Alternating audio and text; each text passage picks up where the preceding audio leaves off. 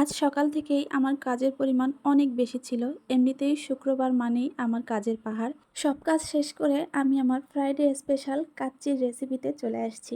আজকে আমি A to Z আপনাদের সাথে শেয়ার করছি আমি কিভাবে খুব সহজে কাচ্চি রান্না করি বেশিরভাগ সময়। তো প্রথমে মাংসগুলো খুব ভালো করে ধুয়ে এখানে 1.5 কেজির মতো মাংস আছে। তারপরে আদা, রসুন, জিরা, তারপরে হচ্ছে টক দই, লবণ, একটু গুঁড়ামরিচ এগুলো দিয়ে খুব সুন্দর করে আমি মেখে নিচ্ছি।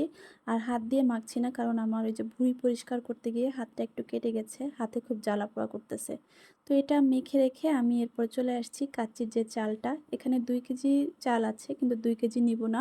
আমি এই যে এই পটে মেপে 2 পট নিচ্ছি। এই 2 পট নিলে কিন্তু 1 কেজি হয়ে যায়। তারপরে আবার 2 মুঠ করে নিলাম। নিয়ে চালটাকে খুব সুন্দর করে ধুয়ে অনেকক্ষণ ভিজায় রাখতে হবে। তো আমি ভিজায় চলে যাচ্ছি গোসলে। গোসল করে এসে আমি এই যে রান্নার কাজে লাগলাম, কারণ সকাল থেকে এত পরিমাণ কাজ করছি, মনে হচ্ছিল যে একটু ফ্রেশনেস খুব দরকার। ফ্রেশ হয়ে এসে এই যে অনেকগুলো পেঁয়াজ কুচি দিয়ে দিচ্ছি। পেঁয়াজ বেরেস্তা তো একটু বেশি লাগবে। পেঁয়াজগুলো খুব সুন্দর করে ভেজে বেরেস্তা করে এর মধ্যে একটু ঘি দিয়ে রেখে দিচ্ছি। আর এই যে কয়েক টুকরা আলু একটু জর্দা কালার দিয়ে লবণ দিয়ে মেখে রাখছিলাম, এটাকে একদম নিভু আঁচে ভেজে নিয়েছি। আর এই জিনিসটা আমাদের লাস্টে লাগবে। দুধ, ঘি আর একটু কালার মিক্স করে রেখে দিলাম। আর এই যে কাচ্চির যে মশলা, এর মধ্যে থেকে ছোট যে প্যাকেটটা, এই প্যাকেটের মশলাটা আমি অর্ধেক করে নিচ্ছি, কারণ অর্ধেকটা রেখে দিব আর অর্ধেকটা চাল যখন সিদ্ধ করব ওর মধ্যে দিব। আর এই যে মাংসটাকে আমি রান্না করে নিচ্ছি, কারণ দমে করে রান্না করার অত সময় নাই। এদিকে সময় সবাই গোসল করে নামাজ পড়তে চলে গেছে, যার কারণে আমি মাংসটাকে রান্না করে নিচ্ছি যাতে একটু দ্রুত রান্না শেষ হয়। তো আমার মাংস রান্না হচ্ছে, ওদিকে চালও চড়াই দিছি। চালটা কাচ্ছি যে চালটা ওটা সিদ্ধ হচ্ছে। দেখেন এই চালের মধ্যে কিন্তু আমি যে সামান্য একটু হচ্ছে কেওড়া জল দেব। আর এর মধ্যে লবণ দিয়েছি স্বাদ মতো, যেন চালের মধ্যে লবণের স্বাদটা যায়। আর তেল দিয়ে, আর যে গুঁড়া মশলাটা প্যাকেটে ছিল ওটার অর্ধেক দিয়ে, চালটা যখন একদম 3 ভাগের 2 ভাগ সিদ্ধ হয়ে যায় তখন এই যে আমি এটাকে ঝরা দিয়েছি। তারপরে এই যে পাতিলটাকে আবার ফ্রেশ করে এর মধ্যে একটু ঘি দিয়ে মাখিয়ে আমি এখান থেকে অর্ধেকটা রান্না করা মাংস দিচ্ছি, পুরোটা দিব না।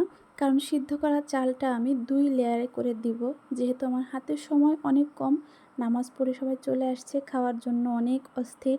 এদিকে সময় মানে সবার একদম খিদা খিদা সবাই বলতেছে, তো আমারও রান্না করার খুব তাড়া।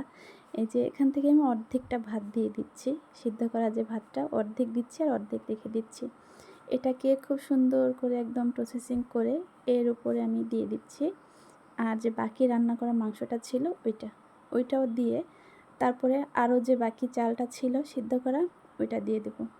মানে ডবল লেয়ার হয়ে গেল আর কি। আর এর মধ্যে সবথেকে বড় একটা মিস্টেক হয়ে গেছে আমার, সেটা হচ্ছে আলু। একদম নিচে যে আলু দিব, আলু দেওয়াটার কথা আমার একদম মনে নাই। তাড়াহুড়ায় সবাই বলতেছে খিদা লাগছে খিদা লাগছে, 2:30 বেজে গেছে, এজন্য আমি অনেক ব্যস্ত।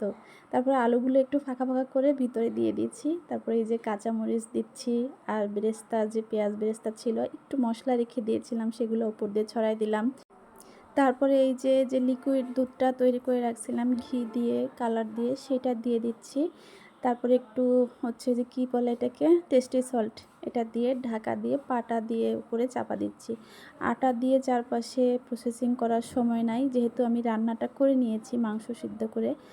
আর এদিকে আমি এই যে নামাজ পড়ে আবার চলে আসছি, কারণ সবাই বসে আছে খাওয়ার জন্য, খুব ব্যস্ত। অনেক তাড়াহুড়া করে কাচ্চি রান্না করলাম। কাচ্চি রান্না এত তাড়াতাড়ি সম্ভব না। তারপরে যদি কেউ আমার রেসিপিটা ফলো করেন, আমি A to Z সম্পূর্ণ শেয়ার করেছি যে আমি কিভাবে শর্টকাটে রান্না করি। তারপরে ছেলেকে ডাকলাম যে তুমি একটু ক্যামেরাটা ধরো, আমাকে হেল্প করো, এত কষ্ট করে রান্না করলাম, যদি একটু ভিডিও না করি তাহলে আমি কিভাবে কি করি বলো। তো এই দেখেন ফাইনালি হয়ে গেছে কাচ্চি, তবে কাচ্চিটা অনেক মজা হয়েছিল। আমি কিন্তু আজকে কালার বেশি দেই নাই বলতে গেলে, সামান্য একটু কালার দিয়েছিলাম। এই যে অনেক সুন্দর হয়েছে, একদম ঝরঝরা। তারপরে আমি এই যে ওদেরকে খাবার দিয়ে আমি আমার কাজে নেমে গেছি। আমার কাজ যেটা, সেটা হচ্ছে একটু প্লেট সার্ভ করব, সুন্দর করে ডেকোরেশন করব। তবে অত সময় নাই, আমারও প্রচুর খিদা লেগেছে। এই যে শসা দিয়ে একটু সাইড দিয়ে ডিজাইন করছি, কয়েক টুকরো শসা দিয়ে। তারপরে হচ্ছে এই যে পেঁয়াজ ছিল হাতের কাছে, এটা আমি সালাদ করার সময়ই তৈরি করে রাখছিলাম, যেন আমি শর্টকাটে তাড়াতাড়ি করতে পারি। রান্না করাটা আমার জন্য যেমন একটা চ্যালেঞ্জ, তার থেকে বড় চ্যালেঞ্জ হচ্ছে ডেকোরেশন করে ছবি করা, ভিডিও করা। তারপরে ডাইনিং টেবিলে আসছি, খাওয়ার ভিডিও করব, কিন্তু এখানে অন্ধকার, অন্ধকার লাগছিল। বাইরে মেঘ, তো ভাল লাগছে না। তারপরে আবার ফ্লোরে চলে আসলাম। এখানে নিচে বসে খাচ্ছি, এখানে একটু আলো আছে। আর এই দেখেন সে কোথায় বসে খাচ্ছে? সে মোবাইল নিয়ে একদম উপরে বসে খুব আরাম করে খাইতেছে, আর আমি নিচে। খাওয়ার পরে বললাম, বাবা একটু কোল্ড ড্রিঙ্কস নিয়ে এসো আর আমার জন্য একটা পান নিয়ে আসো। ওই দেখেন হেলতে দুলতে আসছে আমার ছেলে, কারণ দোকানে নাকি পান নাই, দোকান বন্ধ। কোল্ড ড্রিঙ্কস নিয়ে আসছে। পান খাওয়া আর আমার হলো না। আজকে অনেক কথা বললাম, অনেক বকবক করলাম, ভিডিওটা অনেক লম্বা করে ফেললাম। যদি ভালো লাগে অবশ্যই একটা লাইক, কমেন্ট আর শেয়ার করে দিবেন, কারণ সম্পূর্ণ রেসিপিটা শেয়ার করেছি।